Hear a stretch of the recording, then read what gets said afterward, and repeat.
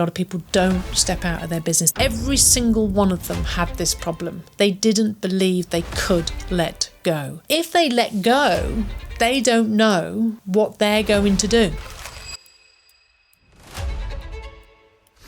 Yeah, it's a common question. A lot of business coaches talk about getting off the tools, about stepping back from your business. But when you're in the thick of it, that seems like an absolute impossible task. And I get it. I've got 6 businesses. I work in one of them. The first one I set up 35 years ago. I still own it today. I literally got my box and walked out in 2010 and I've never been back. So I get it. It's not easy. It is hard. And the thought of it is sometimes worse than the reality. But I've coached a few hundred people through now getting out of their business. So I'm going to share a few little things that might be useful. So one of the key things is belief. And I think that's why a lot of people don't step out of their business. They believe nobody can do it as good as them. They believe if they walk away, everything's going to fall apart. And they believe that it's going to cost them money to replace themselves and therefore they can't afford to do it. They look at the balance sheet and go, if I put another member of staff in here, it all goes wrong and it's just not going to work. So we have to deal with those issues. And the reality is the staff may not do it as good as you and they may not be as efficient as you, but will they be good enough? I don't subscribe to abdication. Abdication is just walking out and just letting them sink. You need to set the place up ready to walk out. I've seen so many business owners set up a business and walk out and the whole thing falls apart. So that's not what I'm talking about. You need to get the right team members in place, the right management structure in place, the right recording and reporting and monitoring mechanisms in place. Otherwise, it's a disaster. So assuming you've got somebody in there that can step up and go into overseeing and monitoring, not necessarily managing, but overseeing and monitoring. You've got the day-to-day functions covered by somebody all around the business. You're probably ready to take it to the next level. And I don't mean just literally getting your box and walking out like I did. There took some prep before I did that. But what I'm talking about here is you getting off the tools. So let's start with getting off the phones, off the valuations, off the appointments, not doing the tenancy management actions and gas certs and sitting in people's seats when they're off, which we know is what most business owners do. So what I tend to find is when a business owner discovers that they can make £100,000, £200,000 additional revenue by doing this thing over here, all of a sudden they become very willing to let go of this thing over here, and it's like a drop the mic moment. So they've probably struggled for years, and I've coached so many people through this. I'm going to give you a culmination of live examples. I say, right, you need to get off the tools. Yeah, but this tenancy manager's not in. I've got to do the actions. I need to do this. I need to do that. I need to do the other. Yes, but whilst you're on those actions, you're not changing your terms and conditions. You're not creating those additional services. You're not getting those extra landlords. You're not growing the business. So you're holding the business back. Yes, but no one else does it like me. Well, does that matter? I'll give you an example. We had one lady that was pretty much a director working as a tenancy manager. She was like this on the tools all the time, filling in. She was a director, but she wasn't fulfilling that directorship function. We started working with her and we showed her how, through rewriting her terms and conditions, getting rid of the free and the free, creating some additional services, adding some additional layers. We showed her how she could add around £220,000 to a business. And it was going to require a rewrite of some terms and conditions, a few letters, a bit of training, some reorganisational stuff. Probably was going to take her about 3 months to do that. But that would add £220,000 pretty much straight onto the bottom line of her business almost instantly. So if you work that out as a month, what's that? £15,000 a month additional revenue almost instantly. And I said, why do we do that? All of a sudden, she was very willing to leave and let go of doing what she was doing because she could see that she could add more value to the business over here by doing these things. Because if she had to hire another person and be one man up in the tenancy management department to fill that buffer of time off and sickness and whatever, let's say that cost £30,000, from a business perspective, she was still £190,000 quids in. So instantly, almost dropped the mic. She let go. She moved over and she's now added over £500,000 to that business actually by taking the business owner role as opposed to being the tenancy manager. And so one of the big things to stepping back, I think, is belief. It's belief that you have to be in here. But if you dig down, money will be part of it. It'll be, I can't afford to hire anybody else. I can't afford to have somebody else on my balance sheet. There's maybe a little bit they won't do it as well as me, but then nobody ever will they? You're a business owner. No one will ever be like you because they won't love it, live, eat, sleep and breathe it. You're trapped in it. They're never going to be like you, but they don't need to be. If they can be 85% of you and you can be over here and you're adding 100, 200,000, whatever it is to your business in the business owner role, all of a sudden it's where the magic happens.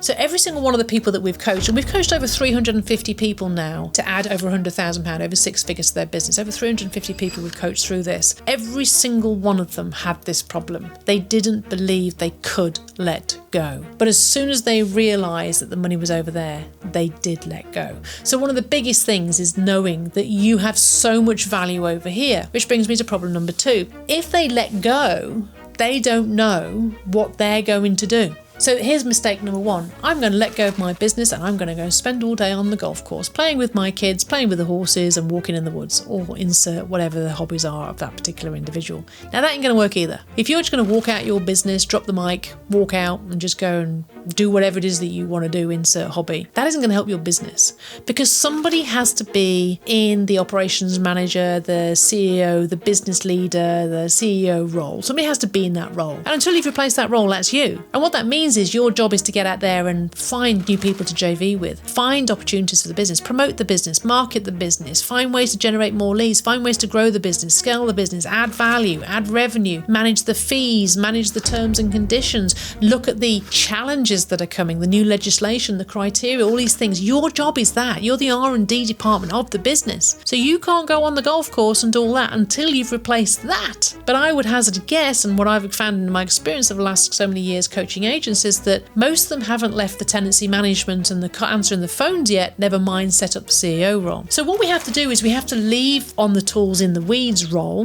whatever that is for you, and then dive into the CEO, business leader, business manager role, get that set up, and you can only go on the golf course and disappear when you've actually got that role replaced. That takes some time. However, that doesn't mean that you're still tied to the business. In the CEO operator role, you're going to look at the daily figures, you're going to look at the cash and the banking, you're going to manage the finances, you're going to look at the R&D for opportunities, you're going to look at the risks and things coming to the business, you're going to look at hiring and firing, team management, that sort of stuff. That's a very easier role to manage. Well, it's a complicated role, but it's an easier role to manage time-wise than it is having to be on the phones from 9 till 5:30. So what that means is we find that people in this position now can have holidays, they can get home at a decent time, they can work mom hours, they can get their life back. So maybe a little bit of golf course, but not 9 till 5:30 every single day. And so when I say off the tools, it's about replacing yourself in the weeds, getting yourself into a place where you can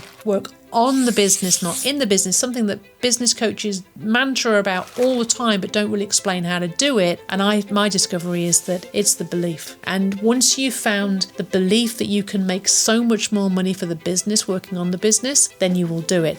But the question is, what should I do? And that's where training and coaching comes in. You need to be looking at new ways to market, generate leads, do JVs, additional services, increase your fees, as in your revenue, look at your terms and conditions, manage the team. It's a completely different role. There's a great book by a guy called, I think it's Sergeant Marshall, and it's called What Got You Here Won't Get You There. And it's so spot on, because what it talks about is you are where you are today because of the skill set you have. But if you want to be in the skill set over there, you've got to learn to be that. And so we really have to learn to be CEOs. So I see a lot of my value to the people I've been coaching is coaching them to be CEOs, coaching them to manage the marketing, manage the opportunities, look for JVs, see new ways to make more money, see new ways to get opportunities in the business. That's my job, is to teach them to be CEOs. All of a sudden, they don't want to be a tenancy manager or a lister or a neg anymore, and you'll see them just drop. I mean, I'll give you another guy. He was running a business about £300,000 turnover. He was doing all the listings. He was helping the negs out, doing the viewings. He was working in tenancy management and people didn't turn up.